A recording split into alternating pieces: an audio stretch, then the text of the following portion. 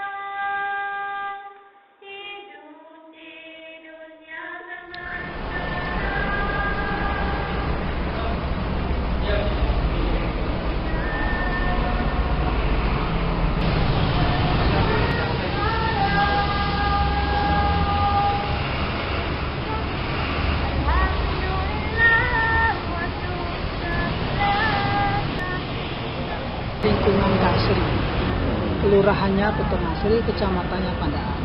Dia sebagai sekretaris Masjid Muhammad Cengho Pandaan. Nama lengkap saya Zainul Mustafa. Zainul Mustafa. Mungkin sangat diceritakan apa riwayat keberadaan Masjid Cengho, Pak? Ya, riwayat ini adalah bermula dari inisiatif Bapak Bupati Pasuruan waktu itu, namanya Kiai Haji Jus Bakir Al-Jubri.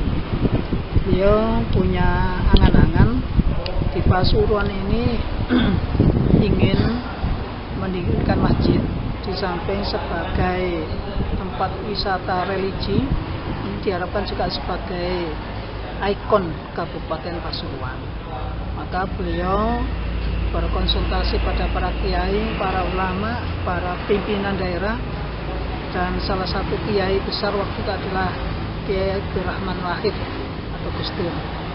Maka disetujuilah di sini dibangun masjid berarsitektur Cina. Kenapa dibangun arsitekturnya berarsitektur Cina? Karena kalau di Surabaya, masjid yang kondisi fisiknya, bangunannya identik dengan bangunan Jawa dan sebagainya. Di Demak juga demikian, ada Masjid Demak. Maka di Pasuruan ini dibangun masjid berarsitektur Cina yang dinamakan Masjid Muhammad Ceng. Kenapa demikian? Beliau terinspirasi dengan perjalanan Panglima Cheng Ho yang datang ke tanah Jawa ini 3 kali. Beliau datang ke Jawa ini tidak untuk menjajah, tapi mengamalkan ilmunya. Datang ke daerah di sana ada agama lain tetap dilindungi, diajak kerjasama, diajak berdagang, ditunjukkan Islam itu yang bagaimana. Islamnya inilah Islam yang ramah dan rahmah. Jadi manfaat untuk semua kalangan waktu itu. Sehingga beliau datang ke sini secara tidak langsung sudah menyebarkan agama Islam sehingga sampai ke Mojopahit sana. Itu di sana, dan waktu itu Bang Mojopahit waktu itu ya agamanya Hindu. Setelah ada pertemuan dengan singkatnya dengan Panglima Cheng Ho ini, beliau di sana masuk Islam.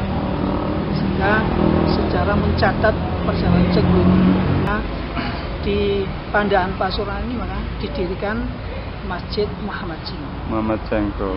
Masjid ini bukan untuk khusus komunitas Chinese, bukan, tapi untuk umum. Untuk Islam dan untuk umum. Untuk umum. Salah satunya. Yang kedua, diharapkan dengan dibangunnya masjid ini adalah tidak sebagai ikon saja. Di sini pengembangan agama Islam. Maka saya selaku yang diserai masjid ini, saya mengadakan kegiatan-kegiatan yang berhubungan dengan pengembangan agama.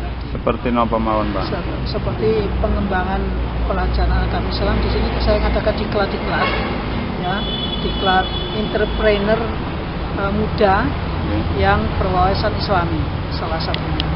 Kedua, secara rutin saya mengembangkan Al-Quran, mengembangkan pendidikan ilmu Al-Quran.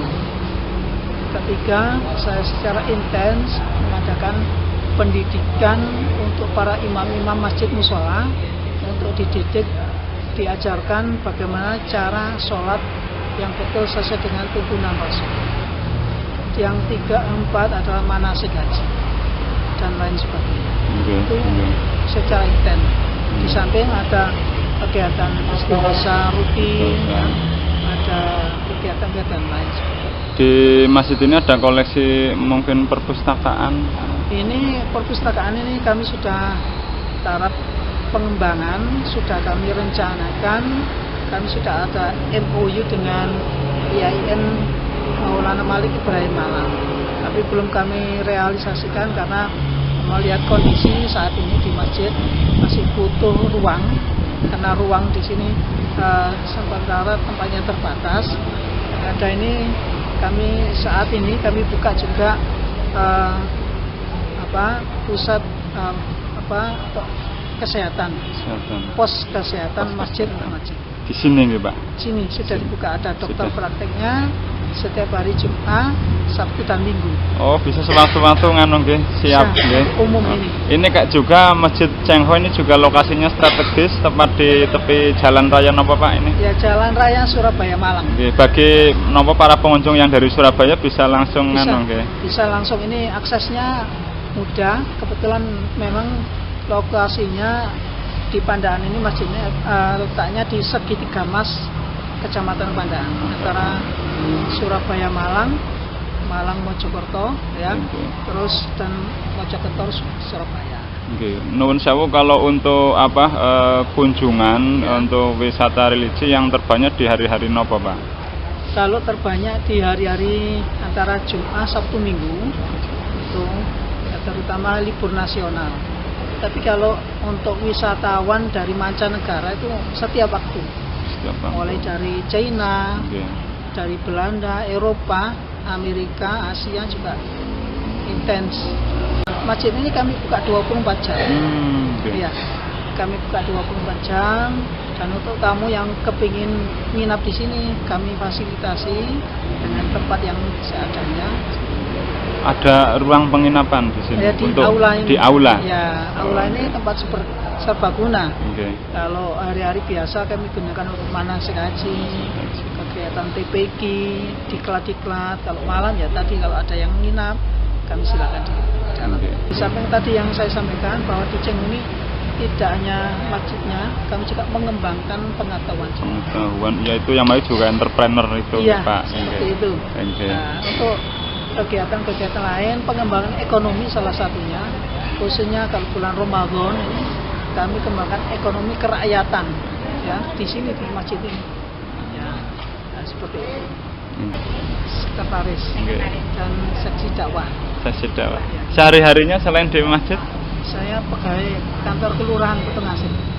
Kelurahan? Petung Asri. Petung Asri. Ya, di sini Petung Asri.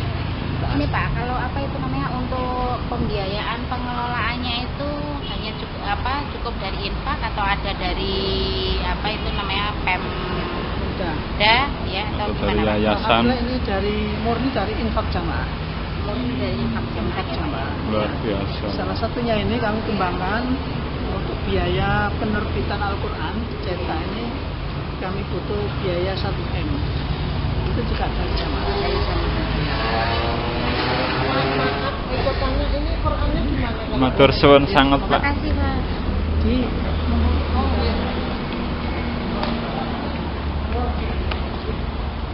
Matur suwun.